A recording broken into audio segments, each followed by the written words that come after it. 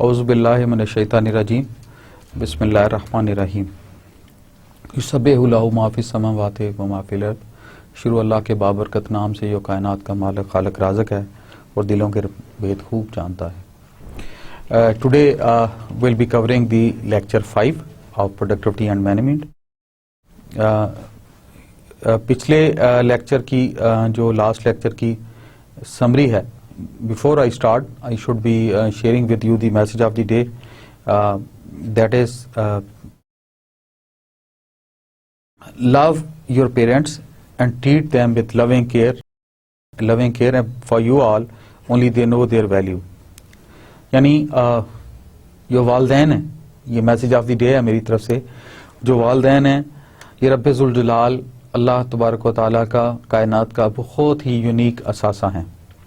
ऐसा असासा जो है, हम नसीब वाले हैं कि अल्लाह ताला ने हमें ये प्यार करने वाली हस्तियाँ नसीब की कि जो खुद खाते पीते नहीं हैं लेकिन आपको खाते हुए देख के खुश होते हैं, खुद अपनी खुशी आप पे कुर्बान करते हैं।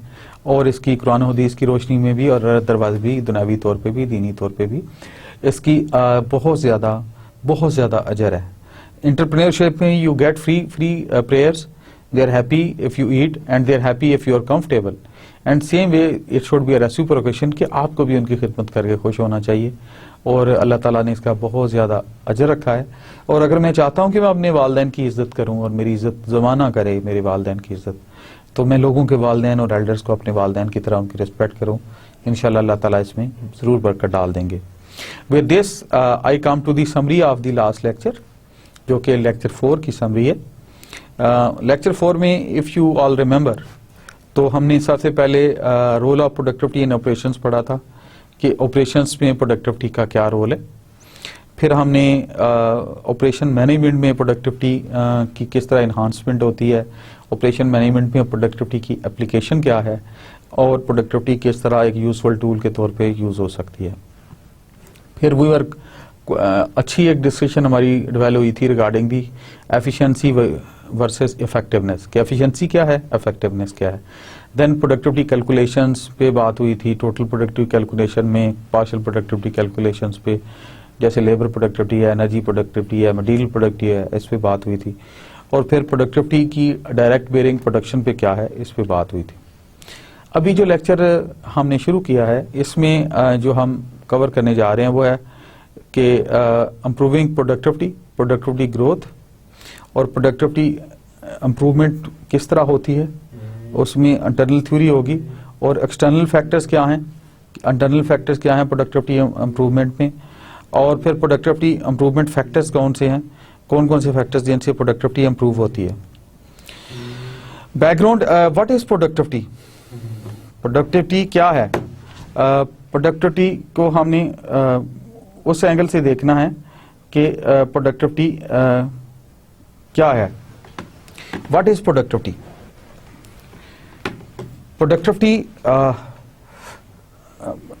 जैसे हमने शुरू में बात की कि लेक्चर की सीक्वेंस में प्रोडक्टिविटी इंप्रूवमेंट फैक्टर्स पे बात होगी, और उसमें टेक्निकल फैक्टर्स भी हैं और कुछ इंटरनल और एक्सटर्नल फैक्टर्स भी हैं।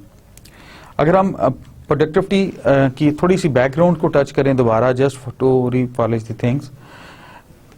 What is productivity? The effectiveness or productive effort, especially in industry, as measured in terms of the rate of output per unit of input. अगर हम इस डेफिनेशन पे गौर करें, it is the effectiveness of productive effort, especially in industry. Industry के लिहाज से है ये, मोस्टली इंडस्ट्री के पॉइंट ऑफ व्यू से इन्होंने इस फोकस किया इसको। as measured in terms of the rate of the output per unit of input, जो आउटपुट प्रोड्यूस होता है पर यूनिट ऑफ इनपुट, उसको प्रोडक्टिविटी कहा जाता है। सिग्निफिकेंस प्रोडक्टिविटी की क्या है, ये फेमस सेइंग है, यूएन सेक्रेटरी ऑफ फाइनेंस हैं विलियम ई सैमसन, इन कहते हैं productivity and the growth of productivity must be the first economic consideration. Productivity number 1, then the growth of productivity के पर एनम किस तरह आप ग्रोथ कर रहे हैं, आपके प्लान क्या है, विजन क्या है। Growth of productivity must be the first economic consideration at all times, हर वक्त, हर दफा स्टेट लेवल पे, नेशनल लेवल पे, अपनी कंट्री लेवल पे ये पॉइंट ज़हन में रखना चाहिए। Not the last, that is the source of technological innovation, jobs and wealth. In other words productivity और प्रोडक्टिविटी ग्रोथ ने तीन चीज़ों को it is given three parameters, three different areas, three different implications. Number one is the that is the source of technological innovation, technological innovations पे बात करती है।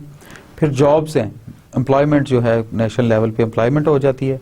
और फिर obviously the wealth, obviously economic activity होगी तो वेल्थ इनहांस होगी उस कंट्री की। Typical impacts of productivity improvement, productivity improvement के डिफरेंट इम्पैक्ट्स हैं जो इस स्लाइड में व्यू ग्राफ में हम देख रहे हैं।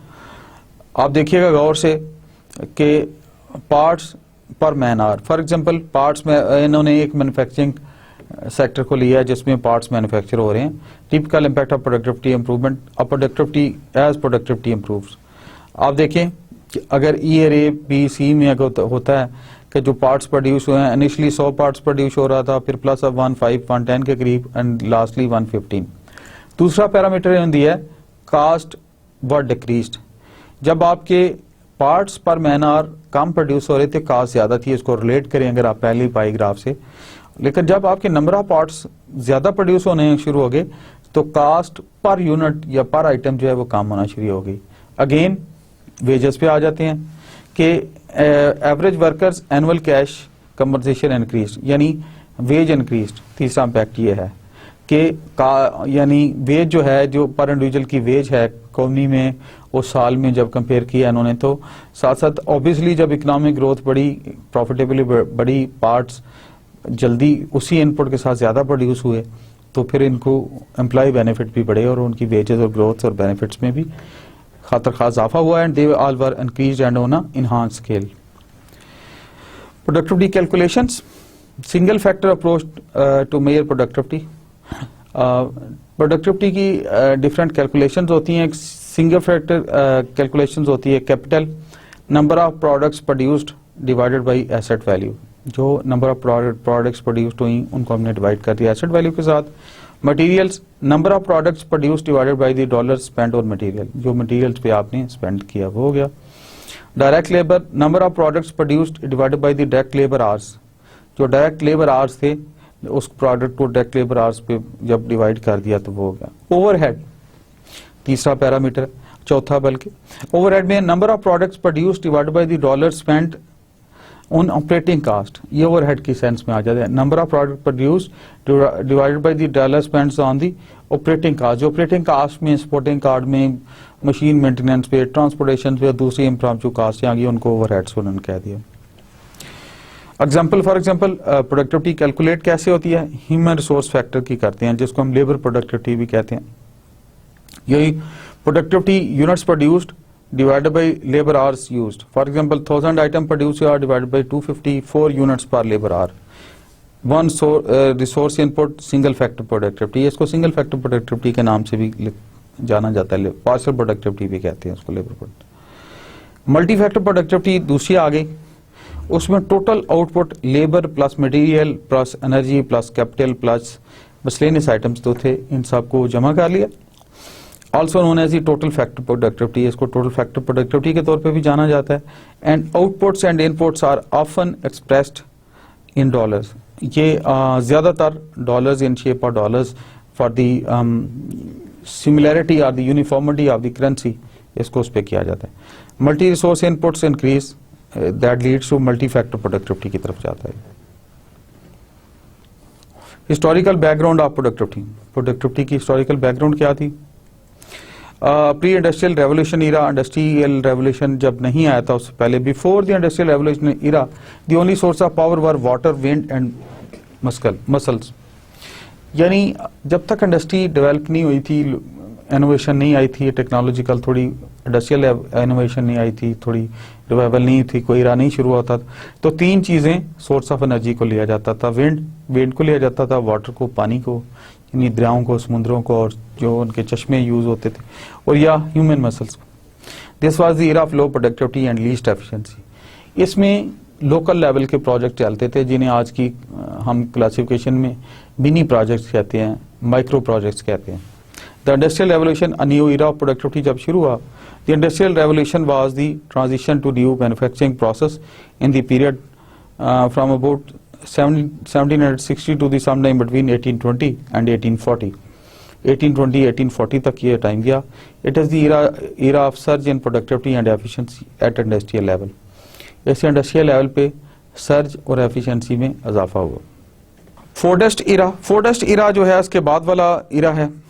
इसमें क्या हुआ, name after the Henry Ford. Henry Ford जो है फोर्ड कंपनी का ये मेन पहला सीईओ था और इसने काफ़ी ज़्यादा चेंजेस लाई वेलफेयर में, प्रोडक्टिविटी में, लोगों की वेल बीइंग में. इंडस्ट्रियल रेवोल्यूशन लाया, असेंबली लाइन में नए कंसेप्ट दिए and number of other concept he insured. It's a notion of a modern economic and social system based on an industrialized and standardized form of mass production. Mass production का concept आ गया इस पे कि ये mass production के साथ चलेंगे. It signifies high productivity practices in the industry by the introduction of assembly lines in the production process. Assembly line जो production process में उसका concept जैसे मैंने पहले शेयर किया उसका लाए. प्रोडक्टिविटी इन्हांस करने वाले हर स्टेप्स को इनकरेज किया गया और कोशिश की गई कि जो टाइम वेस्टर्स हैं उनको ट्रिम किया जाए, उनको बेहतर किया जाए और जो टाइम रिड्यूस करते हैं चीज़ें उनको अडॉप्ट किया जाए. इंडस्ट्री में, असेंबली लाइन में, आपकी लेबर में, आपकी एनर्जी में, आपकी मटेरियल में, आपकी सप्लाई चेन मैनेजमेंट में उसको बेहतर किया जाए. पोस्ट फोर्डिज्म ईरा के बाद use of productivity improving technique a shift from the mass production to the efficient production. पहले कुछ अर्सा तक एक पैराडम चलता था जब इंडस्ट्रियल रेवोल्यूशन के शुरू में the whole and entire focus was on the mass production. लोग ज्यादातर मास प्रोडक्शन पे जोर देते थे, लेकिन अ गुड चेंज केम.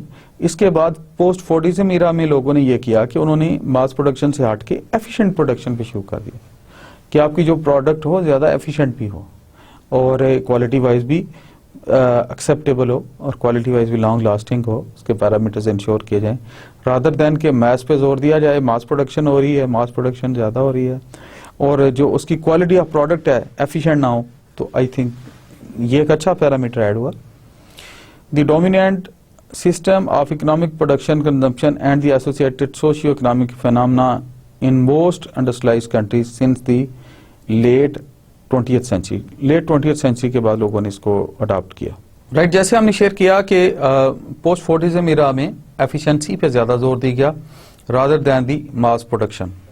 कोशिश की गई कि एफिशिएंसी को बेहतर तरीके से हैंडल किया जाए, इफेक्टिवनेस को, efficiency with the effectiveness and the quality of the product. इसके बाद जी हम शिफ्ट होते हैं प्रोडक्टिविटी ग्रोथ की पे बात करते हैं. प्रोडक्टिविटी ग्रोथ जो है इसके मतलब अभी बातचीत होगी.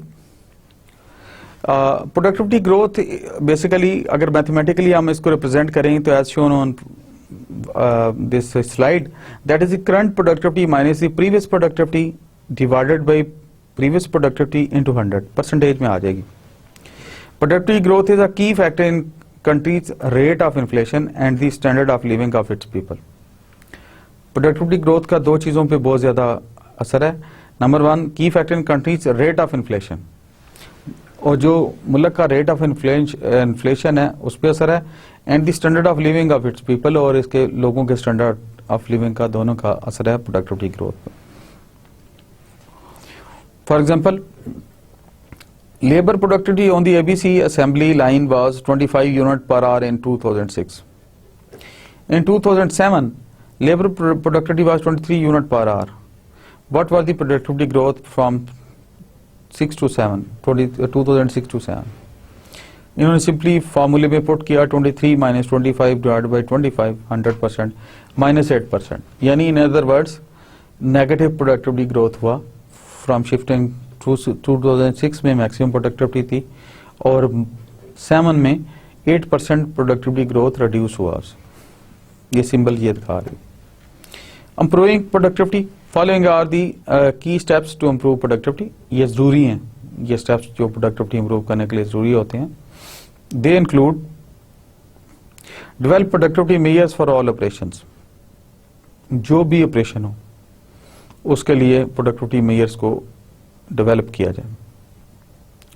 Determine critical bottleneck operations. जो बॉटलनेक ऑपरेशंस हैं उनको आइडेंटिफाई किया जाए, जो बॉटलनेक्स हैं, प्रॉब्लम्स हैं क्या. And then is the develop methods for productivity improvement. Productivity improvement के लिए मेथड्स को डेवलप किया जाए.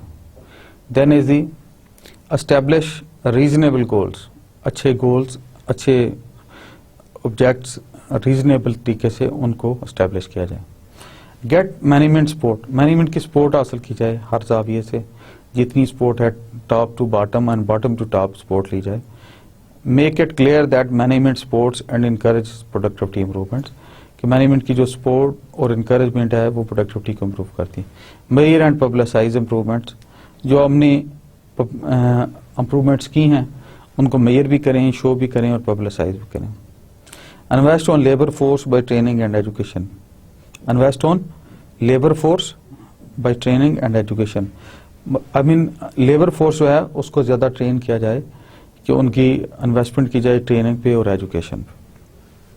ये सारे स्टेप्स हैं जो कि प्रोडक्टिविटी के लिए ज़रूरी हैं, जिसमें बंदों की ट्रेनिंग भी है, उनकी इम्प्रूवमेंट को भी दिखाया जाए, मैनेजमेंट की सपोर्ट भी ली जाए, अच्छे वर्केबल गोल्स को भी लिया जाए, क्रिटिकल बॉटलनेक्स को भी आइडेंटिफाई किया जाए, get going sort of win win approach को अडॉप्ट किया जाए under all circumstance.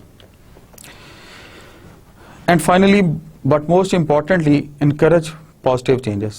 Nothing changes if nothing changes. यानी फाइनली वो कहना चाहते हैं प्रोडक्टिविटी तभी इंप्रूव हो सकती है, पॉजिटिव चेंज जो भी उसको वेलकम किया जाए, चाहे वो प्रोसेस में हो, चाहे वो थॉट्स में हो, चाहे वो मैन्युफैक्चरिंग असेंबली लाइन में हो, चाहे सप्लाई चेन में हो, हर पॉजिटिव चेंज को ऑब्जर्व किया जाए, डाइजेस्ट किया जाए और इनकरेज किया जाए। Improving productivity, encourage innovation and change to improve productivity. यानी इनोवेशन और जो चेंज है, नई चेंज को ज़्यादा प्रॉपर तरीके से, ज़्यादा बेहतर तरीके से बताया जाए। ये केस स्टडी अभी हम आपको बताने लगे हैं। Improving productivity at Starbucks, a team of 10 analyst continuously look for ways to shave time some improvements. ये स्टारबक्स एक टेक अवे है, एक स्टोर है, इसके केस स्टडी है। Stop requiring signature on credit and purchases under $25, save 8 second per transaction. Basically इन्होंने वो time wasters को आइडेंटिफाई किया। फॉर एग्जांपल एक में उनमें था कि हर एक कार्ड पे साइन करना छोड़ दें और उसको ऑटो पे करें। Change the size of the ice scoop, ice scoop का साइज थोड़ा बेहतर करें। और सेव्ड 14 सेकंड पर ड्रिंक, यानी अगर उस साइज को भी आप बेहतर कर दें तो 14 सेकंड पर ड्रिंक कर इन्होंने सेव किए। And new espresso machines save 12 seconds पर शॉट, यानी नई मशीनें जो हैं, नई टेक्नोलॉजी की भी इन्होंने हेल्प ली, जो स्पीडीली उसको फिलिंग कर दी थी, उस पर भी इन्होंने हर शॉट पे 12 सेकंड बचाने शुरू कर दिए। So scenarios that depict improvement in productivity, वो कौन से इंडिकेटर्स हैं, सिनेरियोज हैं, चीज़ें हैं जो डिपिक्ट करती हैं कि प्रोडक्टिविटी इंप्रूव हुई है। Number 1, increase in output by using the same और less amount of input source, यानी आउटपुट अगर चेंज हो with the same amount of input तो वो है। Reduced amount of input resource use while keeping the output constant और increase it, यानी output जो है उतना ही रहे, इनपुट रिड्यूस कर दिया। पहले केस में था कि increase in output is the same और लेसर अमाउंट ऑफ इनपुट। पहली सिनेरियो में ये हुआ, जो इंडिकेटर्स या सिनेरियो आए हमारे पहले केस में प्रोडक्टिविटी का इंडिकेटर आया कि जी आउटपुट वही रहा, इनपुट वही रहा और आउटपुट इंक्रीज हुआ। Increase in output with the same amount of input, यानी इनपुट आपने वही रखा और आउटपुट को आपने इंक्रीज कर दिया। दूसरे केस में आपने इनपुट रिड्यूस कर दिया और आउटपुट आपका बेहतर हुआ या वो उतना ही रहा। दोनों सूरतों में इट इज वीजा वीज। तीसरे सिनेरियो में आता है use of more resource as long as output increases at greater rate, ज्यादा बेहतर रेट पे, ज्यादा अच्छे तरीके से use of more resource as long as output increases at greater rate, कि ज्यादा उसको बेहतर रेट पे लिया। और fourth is decrease output as long as resource use decrease as greater rate, तो आउटपुट जो है उसको आप थोड़ा कर दिया और इनपुट जो है आपने सेम रखा। Decrease output as long as resource use decrease at a greater rate, अगर उस राइट जी। अभी now will touch about the improving productivity में कि कौन कौन से फैक्टर हैं जिनके थ्रू हम प्रोडक्टिविटी पे बात कर सकते। Improving productivity is a multi faceted notion. Basically जब हम प्रोडक्टिविटी इंप्रूवमेंट की बात करते हैं या वो शेयर करना चाहते हैं तो ये एक multi faceted, multi prong approach है there are a number of factors that affect the productivity of any organisation. बहुत से फैक्टर हैं जो प्रोडक्टिविटी ऑर्गेनाइजेशन की को अफेक्ट करते हैं। वन इज पर्सनल फैक्टर, एक पर्सनल फैक्टर आता है, दूसरा फाइनेंस फैक्टर आता है, तीसरा मैनेजमेंट फैक्टर आता है, चौथा गवर्नमेंट फैक्टर आता है और पांचवा लोकेशन फैक्टर आता है। राइट जी, इंप्रूविंग प्रोडक्टिविटी पे बात कर रहे थे हम। The improvement of productivity is a multi faceted notion. There are a number of factors that affect the productivity of any organisation. Number of factors हैं जो किसी भी ऑर्गेनाइजेशन की प्रोडक्टिविटी को अफेक्ट करते हैं, जैसे पर्सनल फैक्टर हैं, फाइनेंस फैक्टर्स हैं, मैनेजमेंट फैक्टर्स हैं, गवर्नमेंट फैक्टर हैं और लोकेशन के फैक्टर्स हैं। पर्सनल, फाइनेंस, मैनेजमेंट, गवर्नमेंट और location factors. Productivity improvement factors पे अभी डिटेल में हम वन बाय वन करते हैं। और प्रोडक्टिविटी इंप्रूवमेंट फैक्टर्स में improvement is not just doing things better. ये कुछ कंसेप्चुअल चीजें हैं, जो मिथ्स हैं, जो कमेंट्स हैं प्रोडक्टिविटी के मतलब, ये हमें क्लियर होने चाहिए। Productivity improvement is not just doing things better. बाज केसेस में लोग काम अगर बेहतर करना शुरू कर दे तो हम कहते हैं प्रोडक्टिविटी इंप्रूव होगी। No, we need to keep the resources of input and output in mind. Productivity तब कंप्लीट पिक्चर सामने आएगी। More importantly it is doing right things better. हम अगर इसको इस एंगल से देखें, ज्यादा इंपॉर्टेंटली ये है कि it is doing right things better, जो सही काम होने वाले हैं उनको बेहतर तरीके से करना है। The production process is complex, adaptive, on going social system. जो भी प्रोडक्शन प्रोसेस होगा ये कॉम्प्लेक्स होता है, थोड़ा सा अडेप्टिव होता है, थोड़ा हर सिचुएशन से वेरिंग होता है और ऑन गोइंग सोशल सिस्टम के तहत होता है। The interrelationship between labour, capital and the social organizational environment are important in the way that they are balanced and coordinated into an integrated whole। यानी interrelationship between, जो interrelationship है labour की, capital की और सोशल ऑर्गेनाइजेशन की environment भी are important in the way that they are balanced and coordinated into an integrated whole. सारे whole के लिहाज से होता है। Productivity improvement depends upon how successfully we identify and use the main factors of the socio-production system। ये जरा point पे जरा गौर करने की बात है। प्रोडक्टिविटी इंप्रूवमेंट जो है ये डिपेंड करती है हाउ सक्सेसफुली, कितनी बेहतर तरीके से वो identify the use of the main factors. यानी कहना ये चाहते हैं कि प्रोडक्टिविटी इंप्रूवमेंट का एक इंडिकेटर जो है ये डिपेंड करती है इस बात पे कि हम अच्छे रिसोर्सेज को, स्ट्रॉन्ग सोशियो प्रोडक्शन फैक्टर्स को किस तरह यूज करते हैं, like energy, resources, inputs, time wasters and all that. Productivity improvement factors, first theory. Productivity improvement factors categories हैं। There are two major categories of the improvement factors. Improvement factors की दो major categories हैं। एक को हम कहते हैं external factors और दूसरे को हम कहते हैं इंटरनल फैक्टर्स। जो एक्सटर्नल फैक्टर्स हैं, बेसिकली दो कैटेगरीज में इन्होंने इसको कर लिया तकसीम। One is the external factor and other is the internal factor. External factor की जब हम बात करते हैं वो हैं which are beyond the control of the individual enterprise. ये वो फैक्टर्स हैं जो कि इंडिविजुअल के कंट्रोल से बाहर हैं। और इंटरनल फैक्टर्स हैं those are within its control. ये वो हैं जो इसके अपने कंट्रोल में पाए जाते हैं। ऑर्गेनाइजेशन के जो अपने कंट्रोल में हो उनको इंटरनल फैक्टर्स कहते हैं, टू बी वेरी सिंपल। और जो ऑर्गेनाइजेशन के कंट्रोल के बियॉन्ड हो उनको एक्सटर्नल फैक्टर कहते हैं। क्या, for example in case of current situation of Pakistan, law and order situation is not in the control of the organisation और the industry used in, it is in the control of the government, so it becomes the external factor। but the workers का efficiency और worker के अंदर मशीनों को खराब ना होने देना is internal factor। वो that is the responsibility of the organization। external factors में आ जाता है, इसमें थोड़ी तफसील पे आगे हम बात करें तो external factors which are external and not controllable for one institution are often internal to another। यही मैंने शुरू में बात की कि ये वो हैं जो अपनी इंस्टीट्यूशन खुद कंट्रोल नहीं कर सकता।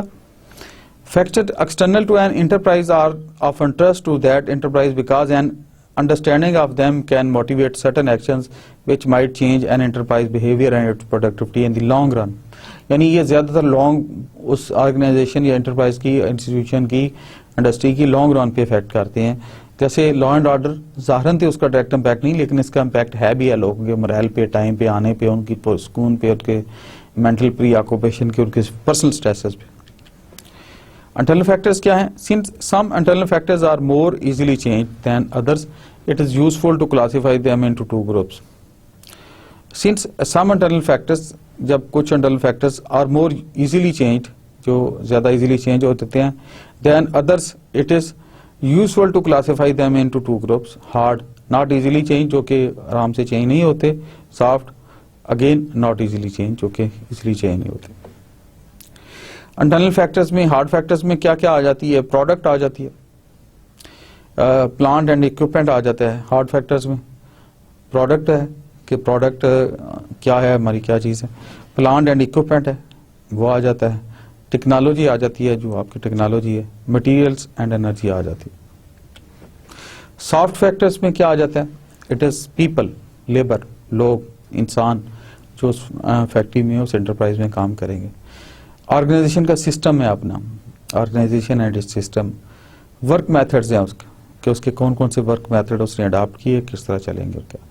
और मैनेजमेंट स्टाइल्स भी सॉफ्ट फैक्टर्स में आते हैं, कि सॉफ्ट फैक्टर्स में मैनेजमेंट स्टाइल कैसे थे उसके। हम सॉफ्ट फैक्टर्स की बात कर रहे थे, लोग, पीपल, ह्यूमन बीइंग्स, ऑर्गेनाइजेशन और उसके सिस्टम्स, उसके वर्क मेथड्स, उसके काम करने के अंदाज, और मैनेजमेंट स्टाइल जो हैं उसके, मैनेजमेंट के स्टाइल डिफरेंट हैं।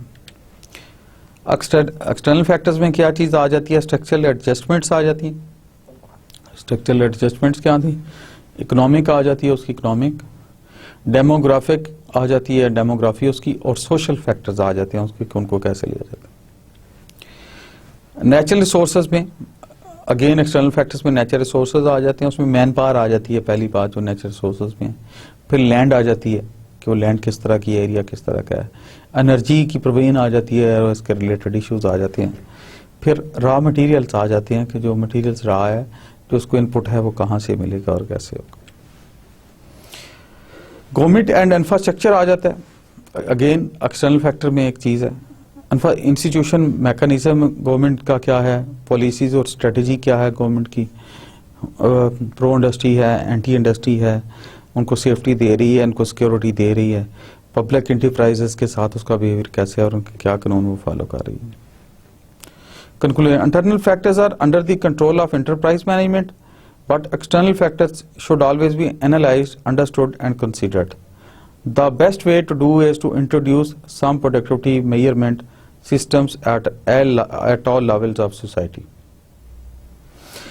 No, conclusions को अगर दोबारा हम देखें एक नज़र, जो बेसिकली जो इस पे बात करना चाहते हैं वो ये है कि internal factors are under the control of enterprise management, ठीक, but external factors should also be analyse, understood and considered. ये नहीं हो सकता कि सारी की सारी प्रोडक्टिविटी की डायरेक्ट बेयरिंग सिर्फ इंटरनल फैक्टर्स पे है.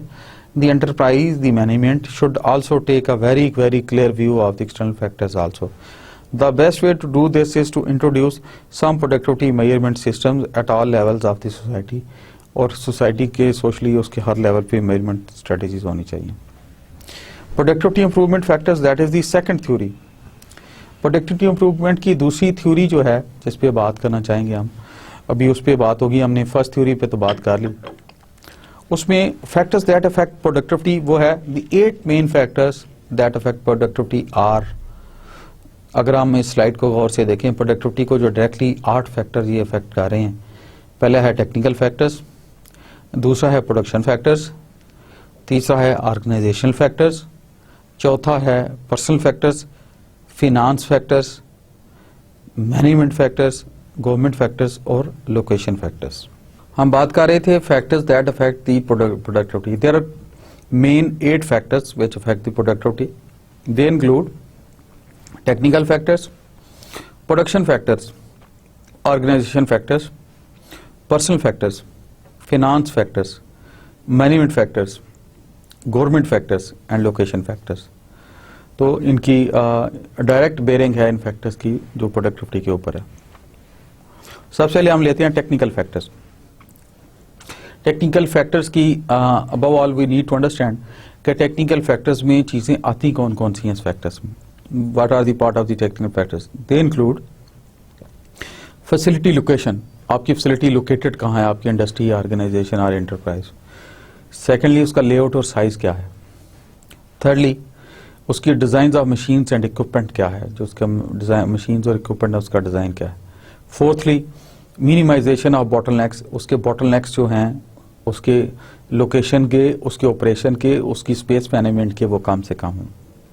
रिसर्च एंड डेवलपमेंट के क्या इशू है. प्रोडक्टिविटी इम्प्रूवमेंट टेक्नोलॉजीज़ क्या वो यूज़ कर रहे हैं, प्रोडक्टिविटी इम्प्रूवमेंट जिनसे हो वो टेक्नोलॉजीज़ कौन सी हैं.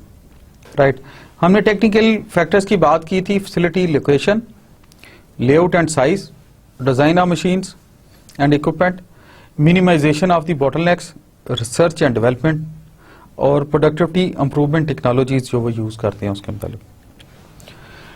अभी हम इन टेक्निकल फैक्टर्स की वन बाय वन इसके मतलब थोड़ी सी बात करेंगे. सबसे पहली चीज़ आती है facility location. That location which is consideration of all factors affecting products delivered to customer, cost of product to be manufactured, will afford the enterprise the greatest advantage obtained by the virtue of location. वो location जहाँ से उसके जो transportation cast है, overhead cast है, customer के लिए minimum हो और प्रोडक्ट की प्राइस मैचिंग और एक रैशनल हो, वो लोकेशन मेरा ख्याल है फैसिलिटी लोकेशन की बेहतर होती है, ताकि वो टाइम पे प्रोडक्ट बने और मार्केट में through railway, through road linkage जरिए कंफर्टेबली मेन सोर्स तक और मेन वेयर हाउसेस तक जा सके और then obviously through their supply chain आगे तक कस्टमर तक इसकी रीच हो और कस्टमर पे उसका लोड ना पड़े ज़्यादा और इंडस्ट्री पे भी लोड ना पड़े. Following factors must be kept in mind while deciding on the facility location for the maximum productivity. कुछ फैक्टर्स हैं जो फैसिलिटी लोकेशन की बात जो हमने शुरू में बात की थी उसके वक्त हमें ज़हन में रखने चाहिए इस पॉइंट ऑफ व्यू से. सिलेक्शन ऑफ रीजन, कि रीजन कौन सी होनी चाहिए, मेरी किस रीजन में मैं अपनी फैसिलिटी इंस्टॉल करूं. उसमें अवेलेबिलिटी ऑफ रॉ मटेरियल सबसे पहला फैक्टर है कि वो पता होना चाहिए. Nearness to the market, market के करीब होनी चाहिए. अवेलेबल ऑफ पावर होनी चाहिए, एनर्जी का इशू नहीं होना चाहिए, उसमें चीप अफोर्डेबल रेट्स पे होनी चाहिए. मेजर ट्रांसपोर्ट फैसिलिटीज होनी चाहिए. सूटेबिलिटी ऑफ द क्लाइमेट होनी चाहिए, क्लाइमेट एक बेहतर होना चाहिए, वेदर अच्छा होना चाहिए. और गवर्नमेंट पॉलिसी जो है इंडस्ट्री फ्रेंडली होनी चाहिए, जिस पे बहुत ज़्यादा कट ना लग रहा हो. और कंपटीशन बिटवीन द स्टेट्स, जो डिफरेंट स्टेट्स हैं, जो कंट्रीज हैं, उनके दरमियान भी कंपटीशन की एक रैशनैलिटी आ रही हो. Selection of community locality factors, जो कि अगर आप उसको पहले तो रीजनल बेस पे था, फिर कम्युनिटी या लोकेलिटी कैसी होनी चाहिए, उसमें अवेलेबिलिटी ऑफ द लेबर हो, सिविक कम्युनिटीज़ जो वर्कर्स हैं उनके लिए सिविक कम्युनिटीज़ प्रॉपर हों, existence of the complementary and the competing industries हो. कम्पिटेटिव एनालिसिस भी किया जाता है और कम्पिटेटिव इंडस्ट्री होगी तो आप इनोवेशन और चीज़ें इंप्रूव करने में बेहतर होगी. फिनांस होना चाहिए रिसर्च फैसिलिटीज़ के लिए. Availability and water and fire fighting facilities हो. लोकल टैक्स, उसमें टैक्सेस में थोड़ी सॉफ्ट इमेज होना चाहिए, सॉफ्ट होनी चाहिए government policy. Momentum of early start में एक अच्छा मोमेंटम स्टार्ट मिलना चाहिए, विन विन टाइप स्टार्ट होना चाहिए. पर्सनल फैक्टर्स ठीक होने चाहिए और डिस्पोजल ऑफ वेस्ट का प्रॉपर प्लान होना चाहिए. मुझे कोई पूछे तो मैं डिस्पोजल ऑफ वेस्ट को शायद इस सीरीज में नंबर 1 ले जाता और ये लेके जाना चाहिए. And we all should know कि डिस्पोजल ऑफ वेस्ट जो है इसका बड़ा रोल है for the better operation of that particular industry. और इसका हेल्थ, सेफ्टी और ऑक्यूपेशनल हेल्थ के भी इशूज हैं इस पे आते हैं. अगला पॉइंट है layout and size. Layout and size of the facility is another factor that plays a vital role in the productivity of an organization. If catered to properly, it can greatly improve the productivity. Layout और size पे जो उसको layout कैसे किया है, worker friendly होनी चाहिए, space management ठीक होनी चाहिए, नीट क्लीन होनी चाहिए, सेफ्टी के रूल्स उसको फॉलो होने चाहिए, वर्क फ्लो के, वर्कशॉप फ्लोर के रूल्स फॉलो प्रॉपर तरीके से होने चाहिए. Next is the principles of facility layout at maximum for the maximum productivity. Layout के वो कौन से, जैसा हमने उसके लोकेशन के प्रिंसिपल्स देखे थे, इस तरह लेआउट के भी कुछ बेसिक प्रिंसिपल हैं जो इन व्यू होने चाहिए हमेशा. ओवरऑल इंटीग्रेशन ऑफ फैक्टर्स, सारे फैक्टर्स को इंटीग्रेट प्रॉपर तरीके से होना चाहिए. मिनिमम मूव होनी चाहिए, ज़्यादातर वो फैक्टर करीबी डिस्टेंस पे होना चाहिए और मिनिमम मूव हो. यूनी डायरेक्शन फ्लो होना चाहिए, एक ही डायरेक्शन का फ्लो होना चाहिए. Effective use of available space होना चाहिए, जो मैंने बात शुरू में की थी, स्पेस मैनेजमेंट बेहतर होनी चाहिए. और मैक्सिमम विजिबिलिटी होनी चाहिए, हर एक को, एक सेक्शन को, एक दूसरे की हर एक. और मैक्सिमम एक्सेसिबिलिटी भी एक दूसरे को होनी चाहिए कि एक्सेसिबल होनी चाहिए ये। Correct design of machines equipment has a major role to play in the productivity. Machines का अच्छा डिजाइन, रैशनल डिजाइन और सूटेबल डिजाइन एक अच्छा इसका रोल है प्रोडक्टिविटी पे और उसकी प्लेसमेंट पे और उसकी ओवरऑल आउटपुट पे for the long run. Technical factors में आगे आ जाती है bottleneck operations. Minimisation of bottlenecks की बात की है जब हमने वन ऑफ द फैक्टर रखा हुआ था कि हम गैर जरूरी बॉटलनेक्स नहीं होनी चाहिए और smooth flow of raw material, man material और असेंबली लाइन्स होना चाहिए कि अगर फॉर एग्जांपल एक बॉटलनेक अगर 10-10 घंटे ले, 2 घंटे ले और साइमल्टेनियस एक्शन हो तो बाकी इंडस्ट्री उसकी असेंबली लाइन पे बहुत ज्यादा अपने प्लाजेबल और पेएबल जो वर्क आवर होते हैं, कॉस्टली मैन आवर्स हैं, कॉस्टली वर्क मैन आवर्स हैं, उन पे बहुत ज्यादा अफेक्ट पड़ता है प्रोडक्टिव मैन आवर। तो इसलिए कोशिश करनी चाहिए कि असेंबली लाइन में जितनी हैजर्ड्स हैं, जितने बॉटलनेक्स हैं, जितने छोटे छोटे टाइम वेस्टर्स हैं, इनको theme is to have a control check on them. A bottleneck is the process or step which has the lowest capacity and longest throughput। यानी बास केसेस में ये होता है जैसे आप साइमल्टेनियस असेंबली लाइन में देखते हैं मैन्युफैक्चरिंग में हर तरफ से सारा इंजन असेंबली हेड सब कुछ आ गया है, क्या जी रिंग पिस्टन लेट आ रहे हैं, सो यू कांट से कि आपकी इंजन की असेंबली तेज हो रही है। It's a simultaneous action, so you need to understand and focus on कि कौन सा बॉटलनेक है जिसकी वजह से ये पर्टिकुलर आइटम लेट आ रहा है, जिसका इफेक्ट सारी की सारी असेंबली लाइन पे हो रहा है। तो इसलिए हमें कोशिश करनी चाहिए कि ये जब हम असेंबली लाइन एफिशिएंसी के एफिशिएंट असेंबली लाइन की बात करते हैं, एफिशिएंट प्रोडक्टिविटी की बात करते हैं, तो छोटे छोटे बॉटलनेक्स पे फोकस करें, उसके टाइम वेस्टर्स को स्टडी करें, even in seconds per unit पे जाएं तो that things goes in the hundreds of minutes and obviously it so many hours and once impact go to the hours तो it has the overall impact wastage में, input में, उसके energy पे, उसके labour cast पे effect पड़ जाता है और it directly effects the overall cost. So we need to be very bottleneck conscious और मैनेजमेंट के अहम 3 टास्कों में किसी इंडस्ट्री में आउटपुट प्रोडक्टिविटी एनहांस करने के लिए है कि बॉटलनेक्स को फोकस करे, पहले आइडेंटिफाई करे, फिर उनको फोकस करे, फिर उनको नेगोशिएटिंग स्ट्रेटेजी बनाए कि इनको कैसे डिल्यूट, नेगोशिएट या खत्म करना है। Throughput time is the total time for the start to finish of a process. ये वो टाइम है जिसमें प्रोडक्ट असेंबल होना शुरू होती है और प्रोसेस के एंड तक जाते हैं। ये इसको एक स्टेप को एवेलुएट करने की जरूरत है। बॉटलनेक्स कैन बी इंटरनल और एक्सटर्नल टू अ फर्म। ये दोनों तरह के हो सकते हैं, इंटरनल भी हो सकते हैं, एक्सटर्नल भी हो जाते हैं। जैसे फॉर एग्जांपल पूरी फर्म, पूरी मैन पावर अंदर बैठी हुई है, एवरीथिंग इज रेडी, पावर भी है, प्लांट भी है, सब, but due to law and order आपकी मोटरवे बंद है, अल्लाह ना करे, तो आपका जो रॉ मटीरियल है उसकी रॉ मटीरियल आ नहीं रहा और आपकी असेंबली प्रोडक्शन नहीं हो रही। तो ये this is the job of the store manager, supply chain management के लोगों का है कि they should cater for the unforeseen के कितनी हमने स्टोरेज या सप्लाई चेन किस तरह की रखनी है कि इन केस ऑफ एक्सटर्नल फैक्टर कभी कोई मसला आए तो हमारी असेंबली लाइन या हमारा टाइम वेस्ट ना हो। इंटरनल पे आप ये एक्सटर्नल फैक्टर्स की मैंने एग्जांपल दी। इंटरनल फैक्टर्स में हो सकता है पूरी मैन पावर सब कुछ सारे लोग टाइम पे आए बैठे हैं but the plant is out of order since last 1 week. तो वो जब प्लांट नहीं चलेगा, जब आपकी मशीनरी ही नहीं चलेगी, इंफ्रास्ट्रक्चर ऑपरेटिव नहीं होगा तो प्रोडक्टिविटी का या लोगों के आने का क्या फायदा। सो इंटरनल फैक्टर्स को भी मैनेजमेंट का पॉइंट है क्लियर करे और एक्सटर्नल फैक्टर्स के लिहाज से भी एक्स्ट्रा प्रोएक्टिव रहे। इलिमिनेटिंग बॉटलनेक्स, ये कैसे एलिमिनेट कैसे होंगे बॉटलनेक्स, ये बड़ा अहम बात है and it's to be well understood, it is to be well, it should be understandable और इसको हमें as a manager, as a productivity people, हमें you should be keep in mind कि क्या तरीका होगा। Identify the system bottle. सबसे पहले तो मैंने शुरू में बात की थी कि बॉटलनेक को आप आइडेंटिफाई करें, उनको पिन पॉइंट करें हैं कौन से, फिर एक्सप्लॉइट द बॉटलनेक्स, उनको थोड़ा मैग्नीफाई करें, एक्सप्लॉइट करें, देखें कि इसका क्या इफेक्ट्स जनरेट हो रहे हैं। फिर subordinate all other decisions to stop, step 2 कि आप सारे जो डिसीजंस हैं उधर फोकस करें कि हाउ टू कम्बैट दैम, कैसे इनको मैनेज करें। फिर एलिवेट करें बॉटलनेक्स को एक दफा और इतना एलिवेट करें कि आपके वो मैग्नीफाई होकर सामने आए और सामने होकर फिर उसके सॉल्यूशंस आप देके और उसी फ्लो में आपकी क्लियरेंस भी आए उसमें से। टेक्निकल फैक्टर्स में जो हम बात कर रहे थे, अगला अहम तरीन फैक्टर है रिसर्च एंड डेवलपमेंट, R&D जिसको कहा जाता है उर्फे आम में।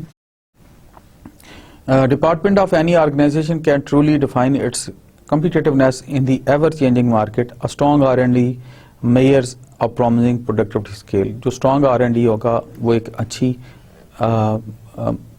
ऑर्गेनाइजेशन, अच्छी एंटरप्राइज, अच्छी इंडस्ट्री का रिफ्लेक्टर होगा. The next point on technical factor on the line is automation and computerized. Automation is the sense of the competitiveness और innovative technology का issue है, knowledge management का issue है. जितनी आप automation की तरफ जाएंगे, जैसे CNC machines हैं, computerized numerically controlled machines इनको कहते हैं, जितना उनका यूज़ करेंगे उतनी आपकी through the round the clock आपका काम होगा, प्रोडक्टिव बढ़ेगी. जो 100 बंदा काम कर सकता है एक मशीन में, जब आप प्रोग्रामिंग कर देंगे तो होगा. It needs to be done for better productivity. If utilised intelligently can greatly enhance the productivity obviously. Then the use of productivity improvement technology lowers the traditional factors of production of land, labor, capital, material and energy that go into the production of economic output and improve overall productivity. यानी जब आप technologies को use करते हैं तो उससे आपकी जो ऑर्थोडॉक्स हैं मैन लेबर वगैरह, उसकी बहुत सारी चीज़ों को शॉर्टकट्स मिल जाते हैं और चीज़ें बेहतर तरीके से अकाउंटेबल तरीके से होना शुरू हो जाती हैं. हम बात कर रहे थे कि use of productivity improvement technologies का हम जब यूज़ करते हैं प्रोडक्टिविटी इंप्रूविंग टेक्नोलॉजी को, it lower the traditional factors को लो करती हैं. Traditional factors of production of land, labor, capital, materials and energy that go into the production of economic output and improve the overall productivity. जब भी आप traditional factors को follow करते हैं, जब भी आप ट्रेडिशनल फैक्टर के साथ चल रहे होते हैं, ट्रेडिशनल फैक्टर्स को लेके देख के चल रहे होते हैं, तो आपकी प्रोडक्टिविटी उस वक्त इंप्रूव नहीं हो सकती जब तक आप उसको इनोवेट नहीं कर दे और इम्प्रूव नहीं करते, टेक्नोलॉजी का यूज़ नहीं करते. So that is one of the major factors who contributes towards the productivity enhancement कि आपकी मैनेजमेंट में, आपके लोगों में, आपके अपॉइंटमेंट होल्डर्स में ये इनोवेशन होनी चाहिए. इफ़ यू रिमेंबर, तो मैं आपको प्रोडक्टिविटी ऑल्दो मैन्युफैक्चरिंग की, इफ़ यू रिमेंबर कि आज से 30-40 साल पहले अगर आप फोकस करें तो रोड कंस्ट्रक्शन टेक्नोलॉजी क्या थी? It was all labour intensive. It was all वो जो लेबर हंड्रेड्स के हिसाब से लेबर गर्मियों में बाहर होती थी और वो जो पत्थर लाते थे पहाड़ों का और उस पत्थर को वो हथौड़ों से हैमर से तोड़ रहे होते थे, उसके ऊपर फिर वो तारकूल डालते थे, फिर उसके बाद उसके ऊपर वो बुलडोज करता था, वो जो मेन मशीन बड़ी आती है और उसके बाद वो आगे चलता जाता था और वो चीज़ें होती थी. अभी क्या टेक्नोलॉजी आ गई? No, you have shifted to the carpet technology. एक दिन में प्रोडक्शन ऑफ रोड जो इसकी लेंथ है, जितनी आप प्रिपेयर करते हैं या आप न्यूली कंस्ट्रक्ट करते हैं, उसकी लेंथ भी ज़्यादा है, फिर उसकी क्वालिटी ऑफ रोड भी ज़्यादा है, फिर उसकी क्वालिटी ऑफ लाइफ भी ज़्यादा है, फिर उसकी मैन आवर प्रोडक्शन जो है, जो 100 बंदे ने काम करना था, मे बी के कारपेट से आप डायरेक्टली मटेरियल ला के वो सीधा उसके ऊपर डाल देते हैं. इट्स अ मेन मटेरियल जो रोड कंस्ट्रक्शन में यूज़ होता है, और साथ ही दोबारा रोड चलना भी जल्दी शुरू हो जाती है. फिर अबव ऑल उसकी क्वालिटी, रोड की क्वालिटी ऑफ कंस्ट्रक्शन और उसकी लाइफ, रोड की ऑपरेशन लाइफ, और जो इनपुट लगा है हमारा लेबर का, रिसोर्सेज का, उसको वीज़ा वीज़ कंपेयर करें तो आपने टेक्नोलॉजी की मदद से, इंफ्रास्ट्रक्चर इंप्रूवमेंट की मदद से उसको एक बेहतर रंग में लिया है. इस लेक्चर में जो हमारी बातचीत की हमने आज, जो आपसे शेयर किया मैंने, ये डिफरेंट चीज़ें थी जिस पे बात की हमने.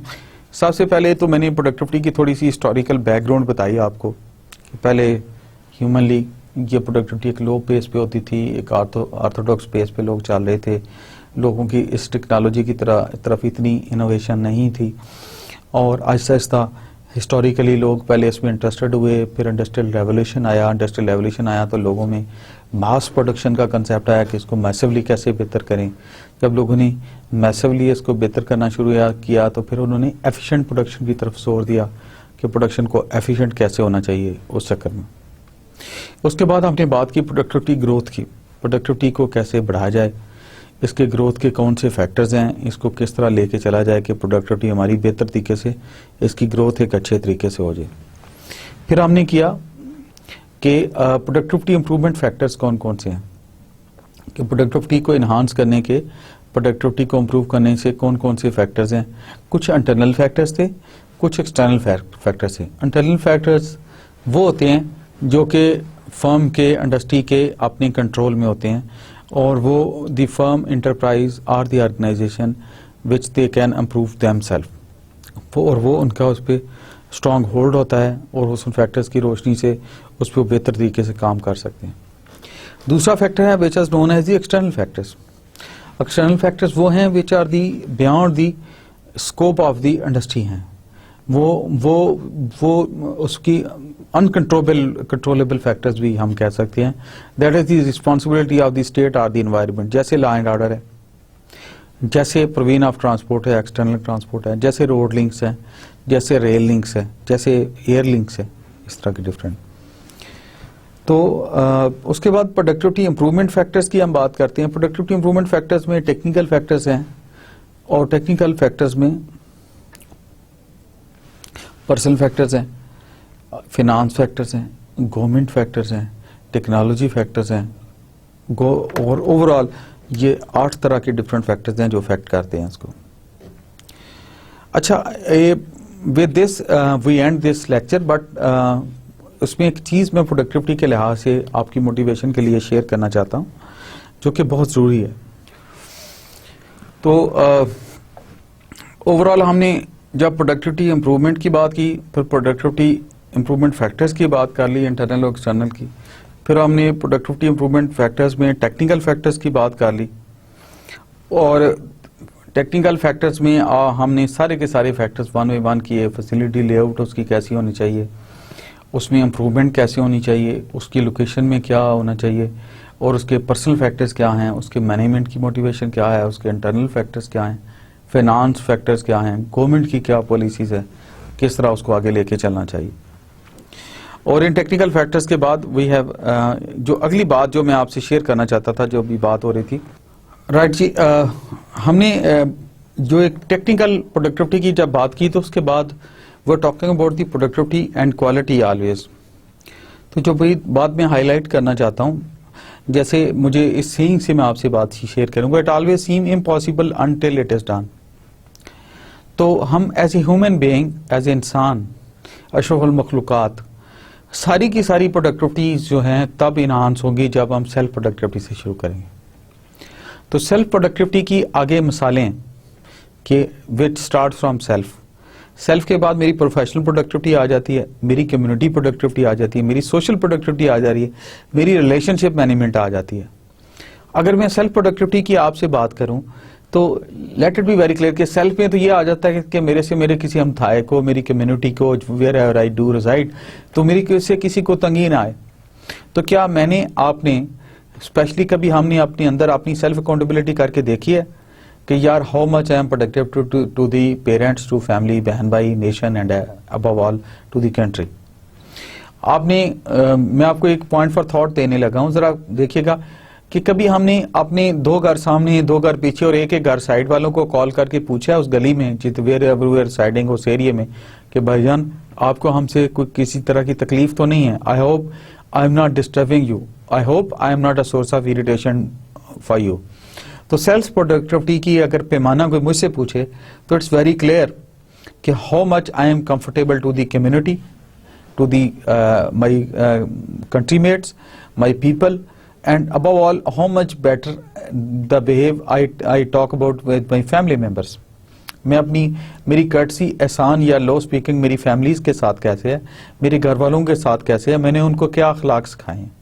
इसके लिए प्रोडक्टिविटी इन्हांसमेंट के लिए ही आज से 1400 साल पहले अल्लाह के नबी ने पूछा कि वो आपसे पूछा कि या रसूलल्लाह, इंसानों में, मुसलमानों में सबसे अच्छा इंसान कौन है? आपने फरमाया जिसका अखलाक अच्छा हो। तो सो the key to the self productivity is, if someone asks me, I would very clearly say it is his own manners. Who is the best among you? The one who is best in manners। तो manners में सिर्फ ये नहीं आ सकता कि मैं अपने घर का सारा कूड़ा क्रिकेट और सारी चीज़ें गली में अपने दरवाजे के साथ एक साइड पर ढेर लगा दूं, और मैं तो अपने घर में कंफर्टेबल हूँ, और जो गुजरने वाले हैं जब बारिश हो जाती है तो अल्लाह ना करे उनके लिए बहुत ज़्यादा अनकंफर्टेबल हो जाए। So let's I am just giving you opening eye opener कि मैं तो clearly it's just indicator for the productivity, for the self productivity. हम में से अपने हमसायों को किसने जाके बेल दे के पूछा हो कि सर मेरे ऊंचा बोलने से, मेरे रात को लेट आने से, गाड़ी का हारन देने से, उससे कहीं आप तंग तो नहीं हो रहे? एंड इफ सो मेरे किसी और एक्शन से अगर आप तंग हैं तो how I can be more comfortable to you in the days to come. तो जब आप क्लियरली उसमें बातचीत करते हैं, इंश्योर करते हैं, तो मेरा ख्याल है आपके ख्यालात में, आपके थाट्स में, आपकी चीज़ों में अल्लाह ताला एक बेहतर तरीके से उसमें बरकत डाल देते हैं। सो ये तो होगी हमारी सेल्फ प्रोडक्टिविटी। अभी आगे मैं आ जाता हूँ प्रोफेशनल प्रोडक्टिविटी। प्रोफेशनल प्रोडक्टिविटी ये है कि आप the office you are joining, the organisation जो we and me and you have joined, or the place which we have joined, how much I am contributing towards the betterness of that organization.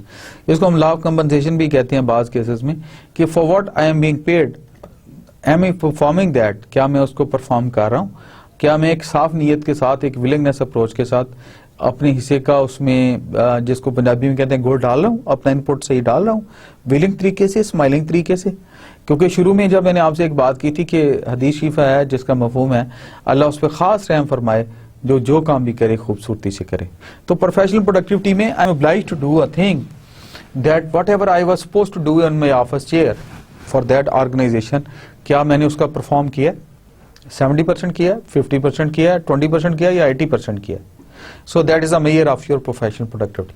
Community productivity, जैसे मैं, आप और हम पढ़े लिखे हैं, we are just academia people, तो हमने हमारी कम्युनिटी का, हमारे उन लोगों का जिनको अल्लाह ताला ने इल्म की ताकत से नहीं नवाजा, जो गरीब हैं, जो गवर्नमेंट सेक्टर हॉस्पिटल्स में हैं, जो सड़कों में हैं, जिनको पढ़ना नहीं आ रहा, तो it is not spending of money, it is spending of the motivation कि एक सेल्फलेस अप्रोच के साथ क्या मेरे में इतनी है, I have given time to some elder कि आप अंकल जी, चाचा जी, आंटी, आप खड़े हैं, आपको क्या परेशानी है, हॉस्टल में आप क्यों आए हैं, आपको समझ नहीं आ रही, दवाई मैं ले देता हूँ, मैं आपको गाइड कर देता हूँ कहाँ से मिलेगी, आपके मेडिकल टेस्ट कौन से हैं।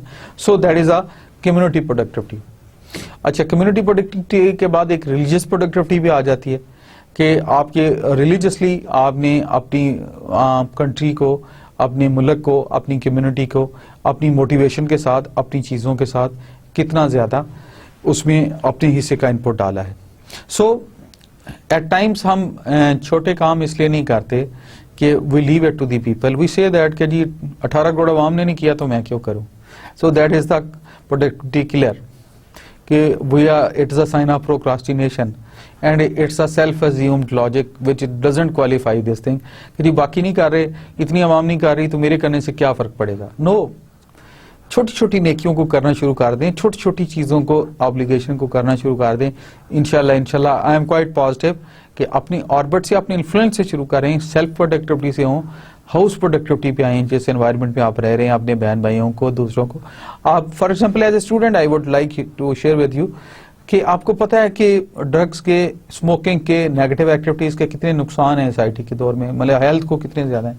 तो जो भी आपके छोटे बहन भाई की एज का बच्चा नज़र आता है, उसको जस्ट शेयर और केयर के साथ उसको प्यार से बताएं कि भाई बरखुरदार बेटा, whatever it is relationship, कि this is not good for you, I don't like it for my younger brother, that's why I am requesting you, I don't like it for my son, that's why I am requesting you as my son, the smoking is a bad to health.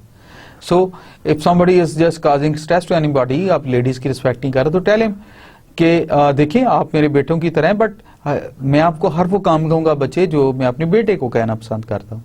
So actually जो productivity में चीज़ जिस तरफ I want to bring you home is that कि rather than the message in case of community productivity, message क्या है, जो बेनिक का जो आपकी बॉडी लैंग्वेज है, message conveying techniques much better.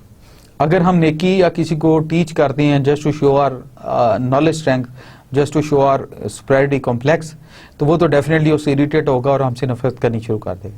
लेकिन अगर हमारी काज अच्छी है and the issue is, and we are issue based, हम इंडिविजुअल बेस्ड नहीं है, हम इशू को ठीक करना चाहते हैं, प्रोडक्टिविटी को बेहतर करना चाहते हैं, इंडिविजुअल को अच्छा इंसान बनाना चाहते हैं, तो फिर सेल्फ निगेशन तो उधर ही हो जाएगी, ईगो खत्म हो जाएगी और अपना मन जब मार लेंगे, ईगो लोअर पे एंड पे आ जाएगी, तो इंशाल्लाह अल्लाह ताला आपकी बात में भी बरकत डाल देंगे। And once will call the individual in isolation and request him कि भाई this not good for you, I am just telling you a thing which I don't like for myself, for my son, for my brother, same relationship से, उस boundary से मैं आपको request कर रहा हूँ, प्लीज रिव्यू इट और review it much.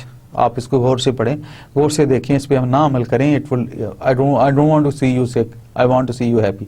तो आप देखेंगे शुरू में भी उसका रिएक्शन थोड़ा अजीब सा हो, लेकिन घर जाके सोचेगा, वो करेगा। मेरा इशू ये है कि मैंने उसको मैसेज ऑफ गुडनेस एक कर्टसी में, एक मैनर्स में लिपेट के देना है, और जो सच्चे दिल से देना है कि या अल्लाह, जो मेरा दिल कह रहा है, जो मेरी नीयत कह रही है कि वो अल्लाह कबूल कर ले। तो actually basically you are contributing with the clear mind to the community and humanity, क्योंकि इस्लाम में भी कहा गया, मुझे और आपको भी बताया गया, इन्नल अमालो बिन्नियात, बेशक हम लोग का दारोमदार नीयत पे है।